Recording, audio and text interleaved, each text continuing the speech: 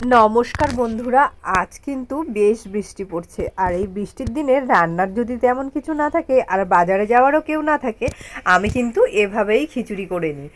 একদম সাধারণ কিছু দিয়েও যে এত ভালো খিচুড়ি হয় সেটা না খেলে বুঝতে পারবেন না। তো প্রথমে মুগ ডালটাকে কড়াইতে এইভাবে দিয়ে বেশ ভালো করে ভেজে নেব। গ্যাসটা কিন্তু কমিয়ে দিয়ে আস্তে আস্তে ভাজতে হবে যাতে ডালটা ভালোভাবে ভাজা হয়। তারপর অন্য একটি পাত্রের মধ্যে এটাকে ঢেলে নিয়ে জল দিয়ে এটাকে ধুয়ে নেব। ধুয়ে এইদিকে যে কড়াইটা ছিল ওই কড়াইয়ের মধ্যেই আমি আবার জল দিয়ে দেব।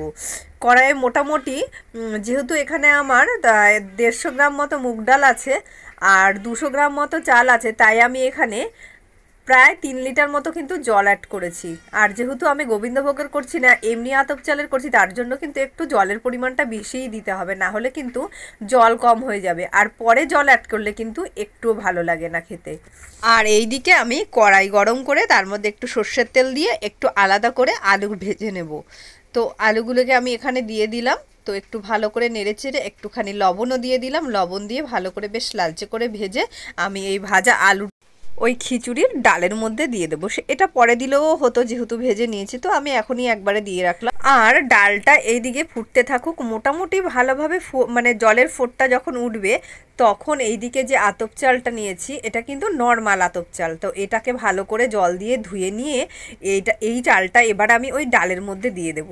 আর যদি এটা গোবিন্দভোগ হতো তাহলে কিন্তু আরও পরে দিতে হতো। আর এই চালটা কিন্তু যেহেতু নর্মাল আতপ চাল, অনেকটাই সময় লেগেছিল এটা সেদ্ধ হতে। তো যেহেতু এই তাড়াতাড়ি দিয়ে দিয়েছি তার জন্যই কিন্তু এটা দুটো একসঙ্গে কম্বিনেশনটা ভালো হয়েছে। তো এই দিকে আমি টমেটো আদা নিয়ে নিয়েছি আর ওইদিকে ধনেপাতা। আর এখানে আমি একটা কড়াইতে তেল গরম করে ওর মধ্যে শুকনো লঙ্কা দিয়ে দিলাম আর দিয়ে দেবো 5 ফোড়ন। আর ওই যে আমি গ্রেট করে রেখেছিলাম আদাটা, ওই গ্রেট করা আদাটা এর সঙ্গে অ্যাড করে দিয়ে বেশ একটু ভালো করে ভেজে নিলাম। এর মধ্যে টমেটোগুলোকে দিয়ে দিলাম। তো টমেটোগুলোকে একটু গোটা গোটা রাখার জন্য আমি এভাবে কেটেছি। তো এটাকে আবার উল্টে ভেজে নিলাম। এবার এটা ভালোভাবে রেডি হয়ে গেলে ডাল চাল মোটামুটি ভালোভাবে সেদ্ধ হয়ে আসলে এর মধ্যে কিন্তু আমি 1 চামচ লবণ, বেশ মানে বড় চামচের 1 চামচ লবণ আর এর মধ্যে একটুখানি হলুদ অ্যাড করে দিলাম। তো হলুদ কিন্তু বেশি দেওয়া যাবে না, তাহলে কিন্তু বেশি হলুদের একটা গন্ধ আসবে। তো আমি যে পরিমাণটা দিয়েছিলাম ভেবেছিলাম বেশি হয়েছে, কিন্তু বেশি হয়নি, কোনো গন্ধ আসেনি। তো এটা ভালোভাবে ফুটে উঠতেই আমি এর মধ্যে এবারে যে ফোড়নটা রেডি করে রেখেছিলাম ওই ফোড়নটা কিন্তু এর মধ্যে দিয়ে দিলাম। দিয়ে ফোড়ন থেকেও কিন্তু সুন্দর একটা গন্ধ আসছে। তো এইবার ভালো করে নেড়েচেড়ে এর সঙ্গে এটাকে মিশিয়ে দেব। খিচুড়ি কিন্তু মোটামুটি রেডি হয়ে এসছে। তো এইবার আমি এর মধ্যে কিন্তু অ্যাড করে দেবো ধনেপাতা। এই সময় বেশ ধনেপাতার সিজন, তো ধনেপাতার গন্ধটা কিন্তু এখন বেশ ভালোই লাগে। ওপর থেকে ধনেপাতা দিয়ে দিলাম। আর কোনো মশলা কিন্তু আমি তেমন কিছু অ্যাড করিনি আজকে। তো ওপর থেকে একটু চিনিও দিয়ে দিলাম, একটু মিষ্টি মিষ্টি না হলে কিন্তু আমার ভালো লাগে না। তো এইবার আমার খিচুড়ি কিন্তু পুরো রেডি হয়ে গেছে। আর কন্টিনিউ কিন্তু নিচটা নেড়ে যেতে হবে, না হলে কিন্তু লেগে যেতে পারে।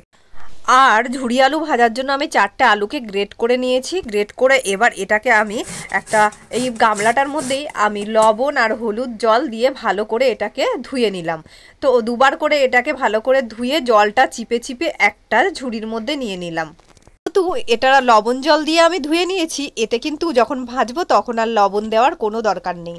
তো এখানে আমি কড়াইতে রিফাইন তেল দিয়ে দিলাম। রিফাইন তেল দিয়ে এর মধ্যে এবার তেলটা ভালো মতো গরম হলে অল্প অল্প করে আলুগুলোকে দিয়ে ভেজে তুলে নিতে হবে। আর গ্যাসটা কিন্তু প্রথমে বাড়িয়ে তারপর মাঝারি আঁচে দিয়ে এই রকম লালচে করে ভাজলে তবেই কিন্তু এটা মুচমুচে হবে। আমি কিন্তু ভাজার সময় কোনো লবণ অ্যাড করিনি, কিন্তু খাবার সময় কিন্তু কোনো নুন কম ভাব আসেনি, যেহেতু লবণ জলে ধুয়ে নিয়েছিলাম।